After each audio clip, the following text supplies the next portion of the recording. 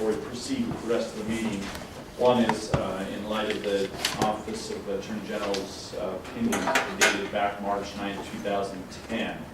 Until I can further investigate and see and check with the Deputy Attorney General on any updates to this since the Woodbury decision, I would request or direct that the two board members, Craig and Dave Anderson, recuse themselves at this time. Or not at this time, but at the point that we get to any business. And as far as someone had asked for Mike Featherstone to be recused, I don't see any reason you need to recuse yourself. You have no vested interest in any irrigation shares or otherwise that would require you to recuse yourself. The final thing that I would want to discuss with the board is it's my understanding that you've all received anonymous emails. I would direct you to all forward those emails to management. And you've discussed a little bit here and there with me about the nature of them. My understanding is at this point there have been no threats of violence. You can receive emails, but if at any point any of those emails, whether anonymous or not, are threatening in nature, violence to you, to your families, to the company, to employees, management, or anything of that nature, that becomes a very serious act and is a crime, a federal crime. At that point, we will follow law, we'll report it, and it'll be acted upon. So don't blow it off. If you get such an email that threatens anybody, make sure you pass it along, pass it to me, so the appropriate authorities can be notified. That's all I have, Mr. Chairman. Okay. That brings us back to item D, review and possible approval of the second phase of the 211 rate increase for possible action. Chairman, I think we'll leave around. Okay. We'll reduce assessments. I think at this point there's no one in here in question as to their validity on the board, so I think we're okay, and we still have a quorum. So I think we can go on with, I'm looking for motion to approve the second phase of the 211 rate increase. I'll make that motion. Okay, I have a motion, do I have a second? I have a motion, I have a seconded.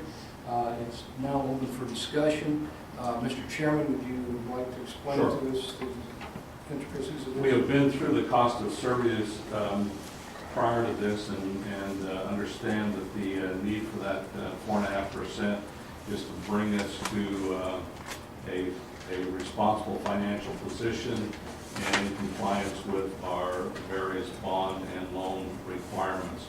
In doing that, we've developed a set of rates we would like to look at and address some of the concerns that have come out of the discussions, the public meeting, and in setting some of these rates.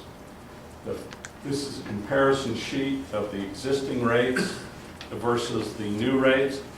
The first column is the existing rates, and it reflects the changes to the residential.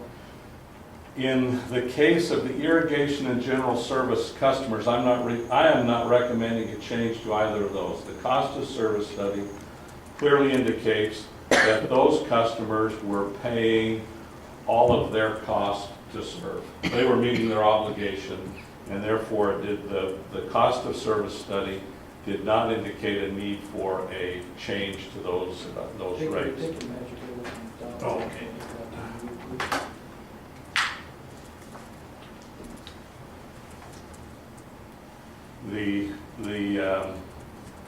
This is the irrigation rate, this is the general service. These two, in the cost of service, do not indicate a need for an increase.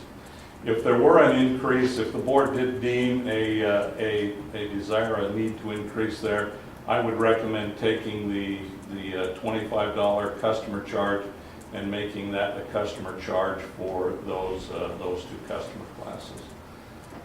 The general service demand then goes up by the 4.5% by those numbers there. The addition that is probably needs some discussion is this municipal and water district rate, which would be a new one. In the discussion, and I think this is a valid piece that came out of the discussion process, the pancaking of rates. If we increase the cost to the municipality, City of Mesquite, Virgin Valley Water District, and Wappo Valley Water District, those would be the three entities affected by that. They then have to pass that cost on to their customer.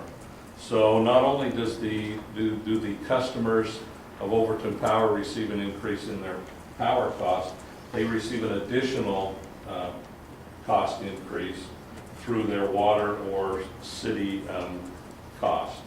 So we're recommending to maintain the current rate charged to municipals and water districts where it's at to avoid that pancaking.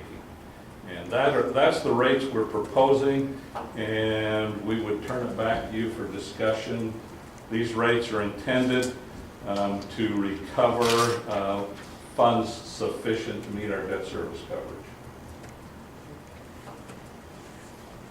Is this the minimum we can go?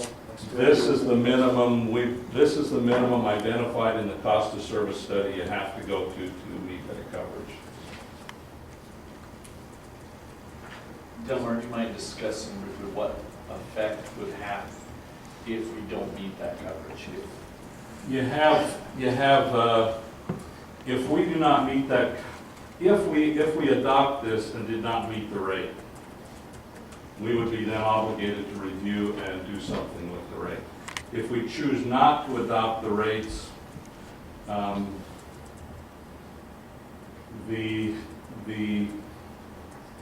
this is my understanding of what would take place. We would not have rates in place then that could reasonably be expected to recover the necessary revenue to operate the district. The bondholders and the Cooperative Finance Corporation then have the right to seek a court decision to change those rates. Now, in seeking that court decision, if there was not a material event, and now this is my understanding, if there was not a material event, which would be if we failed to pay our bill or were unable to pay, if that event did not take place, we technically would not be in default. But would they or wouldn't they take action? As long as they're being paid, would they or wouldn't they take action? They certainly have the legal ability to do it. Would a court say, okay, you need to raise your rate? That's the question. Now, what is CRCFC doing with the letter?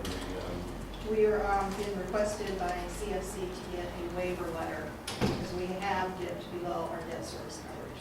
And they need to go to the board to get that approval.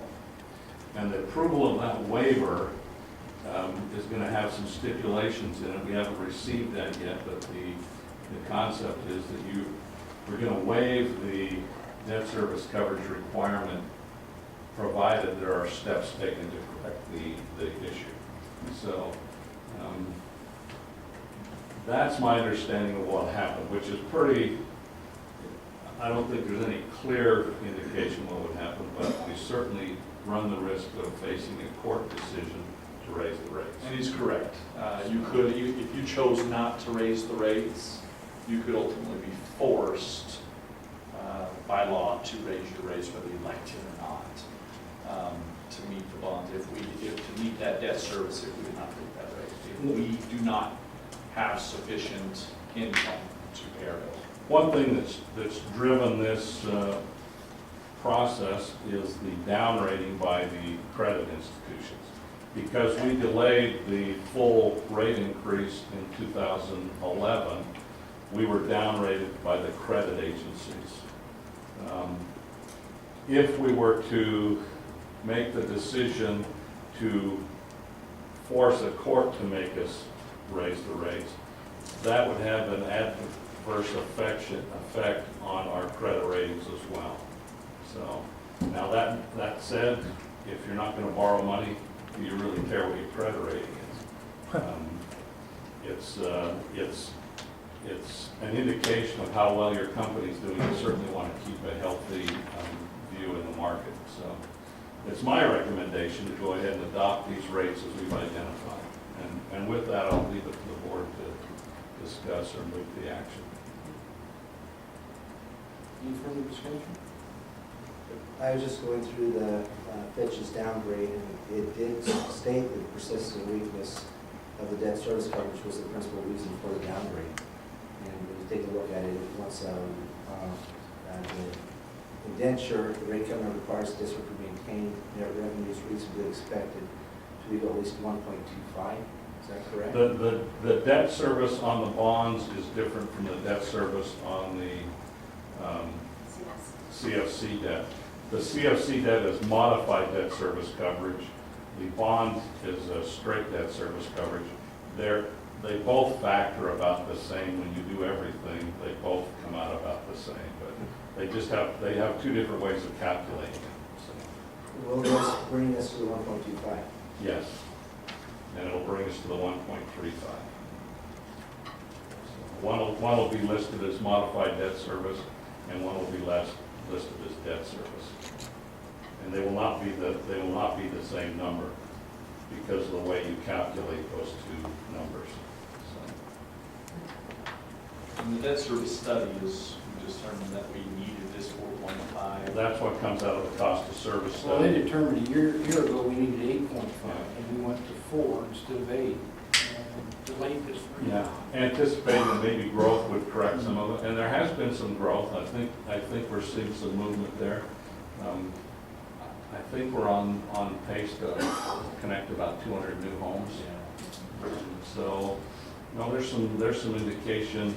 It's my understanding that about half of those homes have been sold that I'm referring to here. So we're seeing some movement there, but it's slow and it's going to take a while to get back. Unfortunately, this time the new ones don't have to buy new because we're trying to get back what Yeah. we lost.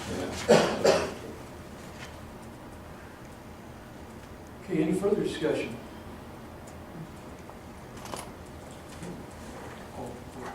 Call for the question. Can I get a call for the question? Got a call for the question. All in favor of the rate increase as proposed? Signify by saying aye. Aye. Any opposed? Hearing none, the motion carries. And we're ready to move on to the next item. And I guess the next item, Yeah, we should invite Dave and Frank yeah. back in. There are no further action items on the agenda, so, except for monthly expenditures. that brings us, I guess, to the chairman's report. At this point, I have a report, which then brings us to the manager's report. The manager's report, nothing really significant there. I should say I think there's been some positive come out of the program. One obviously is the being more open in the sense to make information available. The board and the district has always been open, but it has not been readily available. And I think the one thing we take away from this whole process is that it needs to be more readily available to the data customer. And so we're going to push forward with an effort to get all of the Form 7s and the board minutes at least back 3 years and ultimately back to 1935, but we would like to be at least 3 years out there and as soon as possible. And then to make board material more readily available, the board packet more readily available to the board members to see. You know, I would think if we're going to release, which we do, I mean, it's available if you want to come and ask for it. The board meeting has always been open, but I think on some items, people look at, I myself looked at some items, and then I've asked the board chairman, I did today, to explain some of those items to me, and some that look a little ludicrous. It turns out, you know, where you're purchasing a a study program on iTunes. It shows up as iTunes, or they should think you're buying music or programs that are picked up through that. I think if you're going to release that to public, when you see that item, you need to explain what that item is, so that they don't think we're out buying rock and roll music. Perhaps we should address the list of questions they asked that they would like to. I think we would compile that and make it available to the board and on the internet, and then have that as a discussion item in the October board meeting. That'd be my recommendation. Yeah, I think that is something to put on a board agenda in the future. Sit down and discuss how we can be more open, I guess. I think more than just the answers is Yeah. the process. Yes. So that, you need the answers, but also out of the answers should become a process to avoid that in the future. And I think we need to address all those issues. And with that, I think we'll go to financials with Melissa, and she can go through the financials.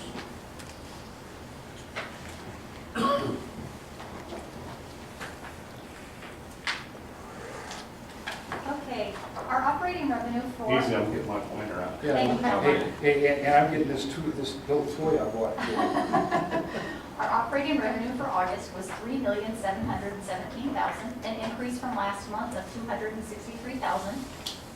Cost of power for August was $2,610,000, an increase over July of $80,504, giving us a total cost of electric service $3,534,000.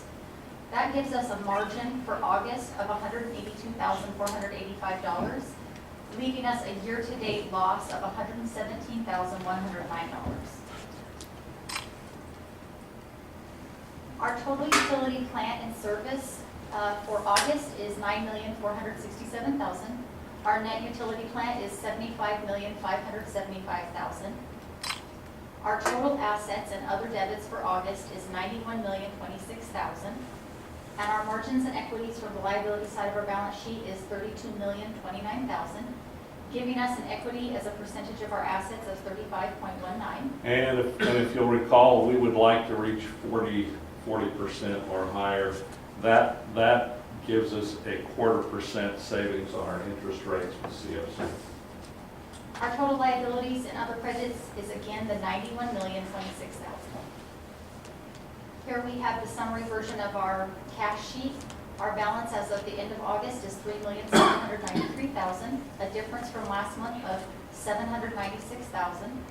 With customer deposits, work order construction done, and refunds to the state, we have a total available cash of $3,593,000. This month, we received 3 connect fees for $5,275. We had 103 billing arrangements currently for $20,099. That's up from last month. Yeah, Well, we're coming at the end of the big high bills. July and August, and people who have called in and made some arrangements. And we do make an effort to work with the customers. So. And our number of customers as of the end of August was 13,919. Here we have the information for CFC and our bonds. You can see that we have a quarterly payment due on 9/30 for $916,000. That will be paid in full and on time. At the bottom, you'll see that what we show in our bonds accounts, and that we do have a payment due on 12/31, and that will be paid in full and on time. As a result of our repricing of loan number 6, you can see that in the middle, the weighted interest rate is now went to 5.17 over to the right. And here's the weighted average.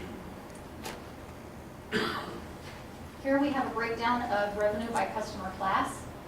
If you look at the bottom for August, our monthly cost was at 6.6, our monthly revenue was at 9.5, and our 2012 average cost is at 5.29. Here we have the checks that have been out for your guys' review.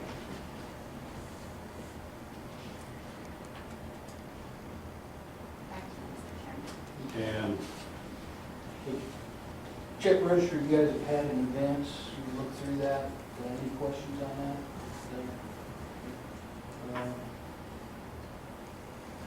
Then I'm looking for a motion to refer this to our auditor for further review.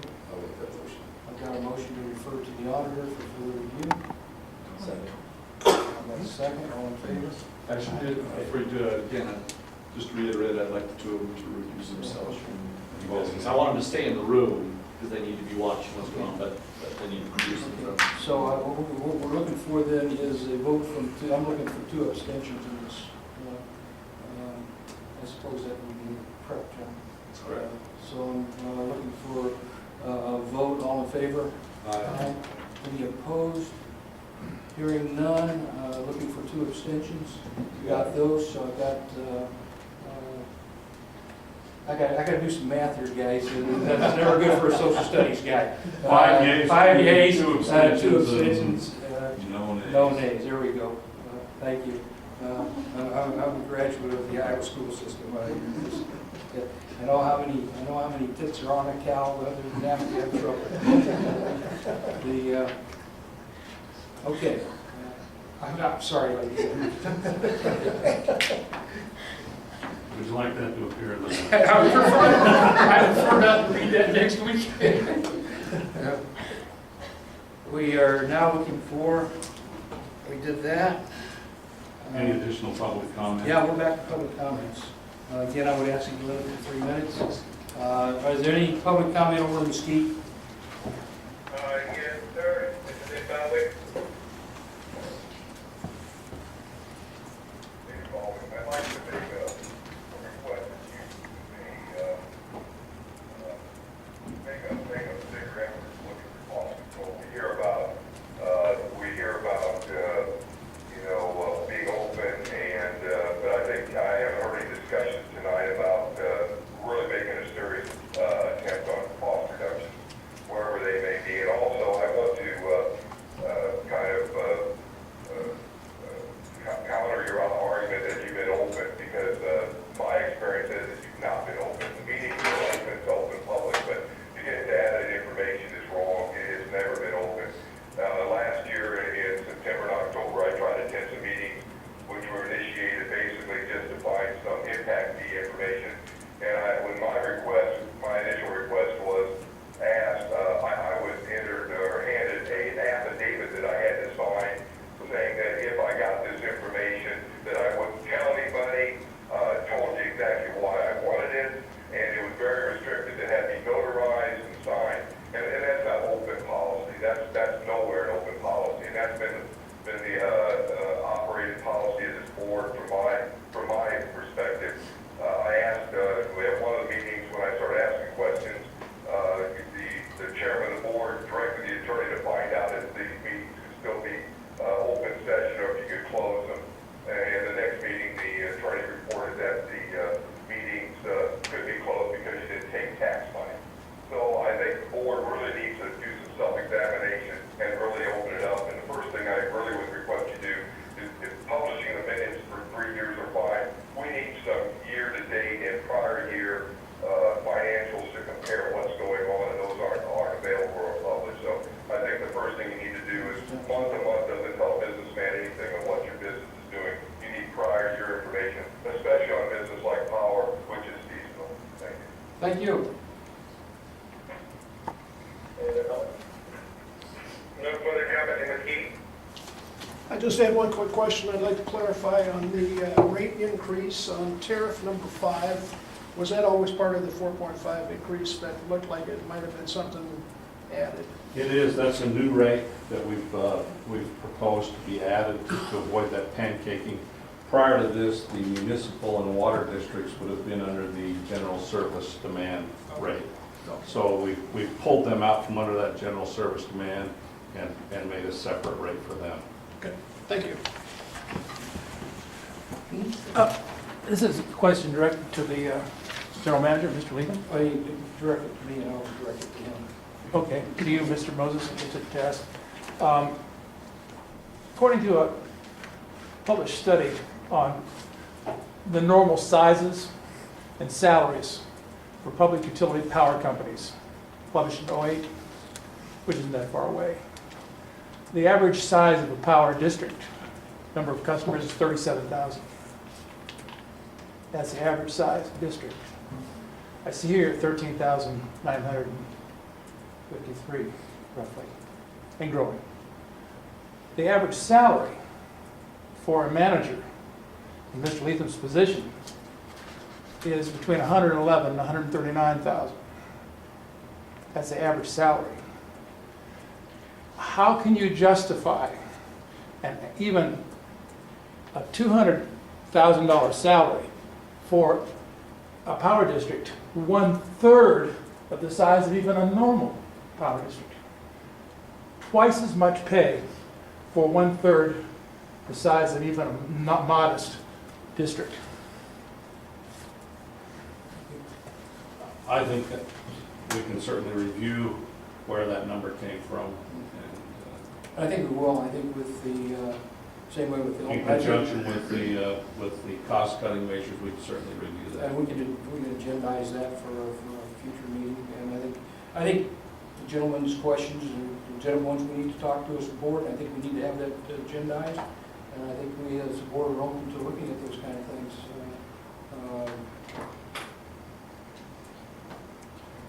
And any other comments? Okay, at this point, I'm looking for an approval, I believe approval of October 17th, 2012 is the next board meeting. In the oath of office. Do I have a motion for that? I'll make that motion. Have a motion for the next meeting? Have a second? All in favor? Aye. Aye. Any opposed? Hearing none, the motion carries. 2 abstentions, the motion carries. Do we need the executive session, or do we No, cover I that? think- We covered that in the other, I right? think We that's took all care of that. taken care of, so. So I'm looking for an adjournment. I'll make Got a motion to adjourn, do I get a second? Meeting's adjourned. Thank you.